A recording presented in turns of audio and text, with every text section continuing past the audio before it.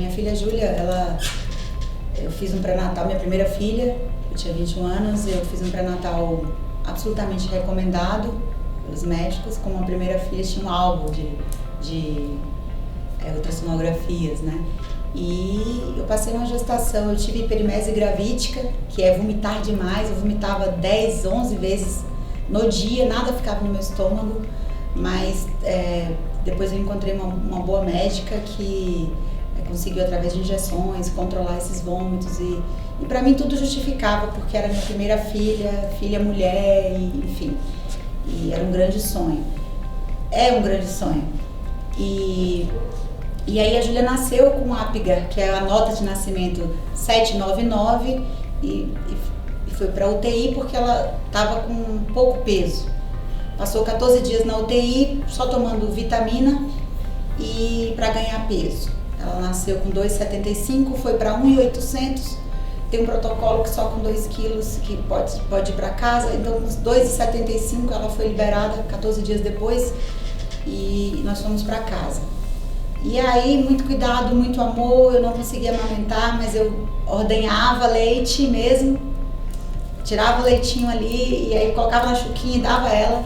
E ela tomou leite 6 meses materno, dessa forma. E ficou muito gordinha, muito fofa. Só que eu não tinha filhos nenhum, mas eu tinha sobrinhos, né? E eu via o desenvolvimento dos meus sobrinhos e eu via o desenvolvimento da minha filha e tinha alguma coisa errada no desenvolvimento dela. Ela não conseguia ficar de bruço, de barriguinha para baixo, ela não conseguia ficar de gatinho. Com 3 meses ela não segurava o pescoço. E tão importante quanto as consultas durante a gestação são as primeiras consultas com o pediatra, que é o médico especializado em bebê e criança, quando o bebê nasce. E nessas consultas, aparentemente o crescimento dela e o ganho de peso estavam absolutamente normais, mas o desenvolvimento motor não. E eu, como mãe, eu sentia que tinha uma coisa errada. Eu acredito que mãe que tem esse sentimento. E eu não conseguia. E isso era a parte mais angustiante da história, porque você tem certeza que tem alguma coisa errada, mas você não tem um profissional que te diga isso. Eu vi que tem nada errado, mas você sabe que tem. Alguma coisa que foge do que era o esperado. E aos 6 meses, 6 para 7 meses, na busca, mudando de pediatras, eu encontrei um pediatra que me falou que a minha filha tinha encefalopatia crônica, que é paralisia cerebral, e que ela tinha um retardo no desenvolvimento. E que a gente não sabia ao certo quais seriam as sequelas. E eu descobri depois que esse pediatra tinha um filho com deficiência também paralisia cerebral. E por isso ele foi tão humano, assim, também por isso ele foi tão humano comigo. E ele me falou: mãe, você pode procurar um neurologista, um especialista, mas assim, nada que você faça de exame agora vai mudar a condição de vida. O meu conselho para você, como pai, e ele não falou como pediatra, foi: ame sua filha, se ame, cuide de você, porque se você não estiver bem, você não vai cuidar da sua filha. E estimule a sua filha das melhores formas possíveis. Estimulação. Fonoaudiologia, fisioterapia, terapia ocupacional, aprenda a fazer em casa, tudo é estímulo. Faça isso e você vai estar fazendo o seu melhor, que é tudo que os pais querem fazer pelos filhos, dar o melhor, né? E aí começou a rotina da Júlia, de muita fisioterapia, de muita terapia ocupacional. Num determinado momento eu tive com um neurologista que falou que a minha filha não ia, um neurologista muito especialista, muitos títulos, mas pouca humanidade. E ele olhou para um diagnóstico, ele não olhou para uma vida tem um potencial incrível que nós desconhecemos. Depende exatamente dos estímulos que vai receber, seja de amor, de tudo. E ele disse que a minha filha não ia falar, que a minha filha não ia sentar, que a minha filha teria no máximo 2 anos de vida. Cara, e a Júlia é uma tagarela. Ela fala pra caramba, a gente tem uma sintonia linda, a gente não sabe o quanto ela enxerga, porque a gente nunca conseguiu verificar a questão da acuidade visual, da visão dela. Mas a gente sabe que ela enxerga, ela ouve muito bem, ela tem uma memória incrível, ela está com 21 anos de idade, para quem teria apenas 2. A história de vida dela é uma inspiração para mim, é um motivo que me faz levantar todas as manhãs e e querer ser uma pessoa melhor.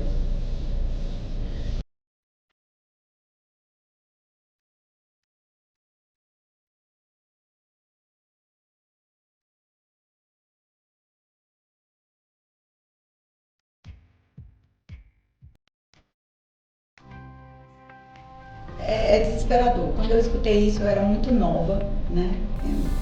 Já a maturidade e a vivência e a própria convivência com a Júlia me ensinou a ser uma pessoa melhor. Lá atrás, quando eu escutei isso, eu fiquei muito indignada com o médico e eu me desafiei a voltar lá, pagar novamente uma consulta particular e mostrar para ele que ele estava errado. Porque ele não é o dono da vida, ele não é o senhor da vida e ele não sabe o poder do amor. Ele desconhece. E assim, hoje eu olho para ele com outra visão. Hoje eu acho que ele precisava ter experiências que o tornassem uma pessoa melhor. Entende? Para ele não fazer isso com ninguém. Porque eu voltei lá com a minha filha sentada e eu disse a ele, olha aqui, você estava errado, a minha filha sentou. A minha filha começou a falar e eu tenho matéria de jornal. Ela fazendo ecoterapia, que é terapia com cavalo, ela tinha 8 meses e ela começou a falar. E eu levei a matéria de jornal para ele. Falei, ó, você errou, primeira vez ela fala, você errou, segunda vez ela senta. E ela pode andar, se ela quiser, se eu conseguir habilitá-la para isso, entende? Eu cometi alguns erros por ignorância, porque eu não sabia, eu poderia ter estimulado ela mais, eu poderia ter deixado ela sentir um pouco mais de dor muscular quando ela era novinha. E eu, primeira filha, quando ela estava fazendo as terapias, eu tirava do colo das terapeutas e saía correndo. Porque minha filha estava chorando, estava roxa e eu não aguentava ver aquilo. Entende? Hoje eu queria voltar no tempo para que eu pudesse ter feito mais, sabe? Apesar de viver em paz com o que eu faço e com o que eu fiz. E é por isso que eu acho tão importante a gente buscar conhecimento, a gente não ficar sozinho nunca. Hoje a gente tem internet, a gente vê vídeo, a gente pode buscar no YouTube informações de pessoas que têm vivência. E eu acredito muito mais, eu respeito demais a ciência, agradeço a Deus demais por toda a tecnologia, a ciência, e pelos médicos e fisioterapeutas profissionais da área de saúde. Mas eu acredito muito mais em histórias de vida vencedoras, como é a história da Júlia, do que em qualquer prognóstico, do que qualquer especialista. Qualquer especialista.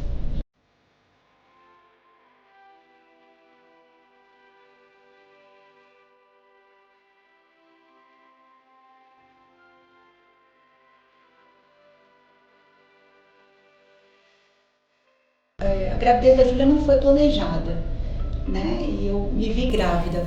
E eu, depois que eu vi que eu estava gerando uma vida e que aquela vida veio ao mundo, para mim eu tenho outros 2 filhos, são 3 missões que eu tenho ali, são 3 legados. E eu tenho, assim, que no caso dos meus filhos, que são considerados normais, pessoas sem deficiência, eu tenho que dar toda a ferramenta para que eles sejam pessoas que eles se orgulhem, que eu me orgulhe deles e que eles sejam bons cidadãos e que eles, sabe, possam ter uma história também de legado positivo e de respeito, dignidade nessa vida. E no caso da Júlia, eu sou as pernas dela, eu sou a voz consciente dela.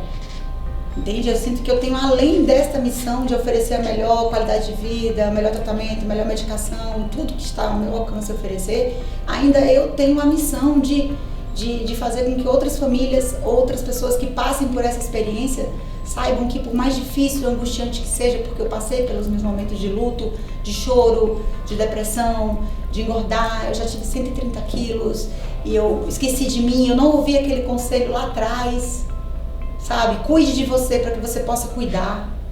Então, em determinados momentos eu esqueci de mim e o tratamento da Júlia caiu, sabe? Porque quando você não tá bem, você não cuida de ninguém, né? E aí depois, quando eu vi que o tratamento dela não estava evoluindo, eu voltei a cuidar de mim de novo. História da máscara, né? Voltei a oxigenar e eu tenho que estar muito bem comigo mesmo em todos os sentidos, saúde e tudo, sabe, profissional, emocional, espiritual, todas as áreas para poder dar o melhor para ela. E aí muito amor, e eu tenho esse senso de missão, né, de fazer com que a vida dela deixe essa mensagem. É possível você transformar situações adversas, não planejadas, com amor, disciplina, sabe, buscando conhecimento sempre, ouvindo outras pessoas, não estando só, pedindo ajuda, pedindo socorro, sabe? Não achando que você é suficiente, porque não é. Assim, não é. A gente precisa. E às vezes, na maioria das vezes, ou às vezes, o apoio não vem de quem você espera. Não vem de um familiar, não vem do seu parceiro, não vem do cônjuge, não vem da esposa, não vem. Mas se você pedir, se você falar para as pessoas com humildade e dizendo que você quer ser uma pessoa melhor e que você precisa dar o melhor para os seus filhos, a ajuda vai vir, sabe? E você vai conseguir transformar a situação numa situação que você tenha orgulho, prazer e paz de viver, sabe? Que é como eu vivo hoje, assim.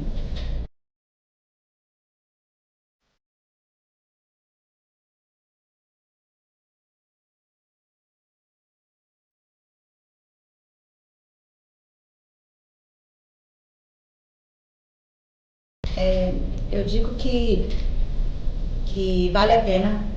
Eu faria tudo outra vez, com mais disciplina ainda, com mais coragem ainda, com mais força, com mais amor. Acho que nunca é demais, né? Eu não deixaria de cuidar de mim sempre em primeiro lugar.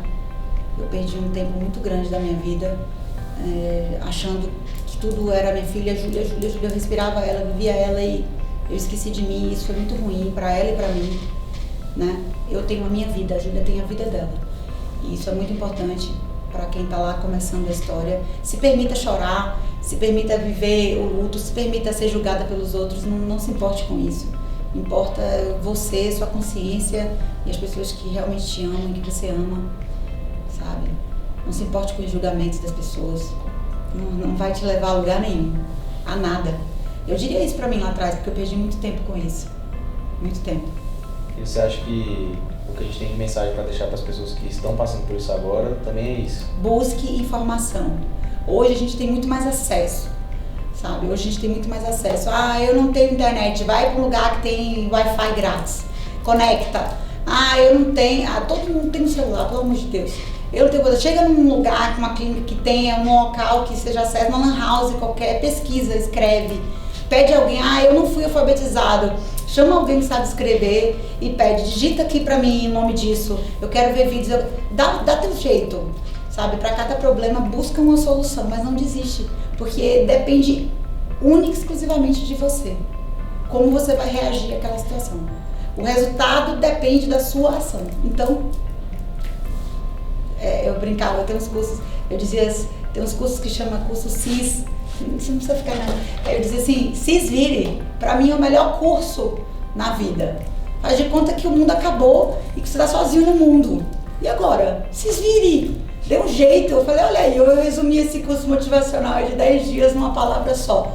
Porque é assim que eu me senti, quando eu me preparei num pré-natal para um local, tirei o passaporte, arrumei mala, viagem, não sei o quê. Entrei no avião, viagem, tá. Aí eu desci num lugar, perderam minhas malas, sumiu com meu passaporte, eu não sei que país é esse, eu não falo o idioma, entendeu? E tava tarde da noite já, e eu fui deixada ali. E é a sensação, quando você tá sozinho com seu filho, e com um diagnóstico que não é um padrão de normalidade. Que agora? Ninguém se prepara para uma situação diversa dessa, entende? E eu acho que se eu caísse numa situação dessa hoje, eu já sei o que eu faria, sabe? Eu ia começar a desenhar no chão coisas e mostrar o que eu precisava. Porque existe uma linguagem universal que as pessoas falam, e é o desenho, por exemplo. E eu ia começar a buscar alguma coisa que eu pudesse desenhar. Sei lá, se eu parasse num país árabe, não, eu sei lá onde, Japão, não sei. Ninguém falasse meu idioma, nem nada, entende? Mas lá atrás, em alguns momentos eu achei que não tinha saída. Fiquei procurando culpados, fiquei me culpando. Quis culpar Deus. E é só quando você encontra um propósito, é que aí começa a fazer a diferença. Tem que encontrar um propósito. Então você acha que o que a gente tem que deixar de lição para as pessoas que passarão e estão passando pelo que você já passou é buscar informação? Buscar informação. Buscar informação. Com a certeza de que você, com informação, pode fazer a diferença. É isso.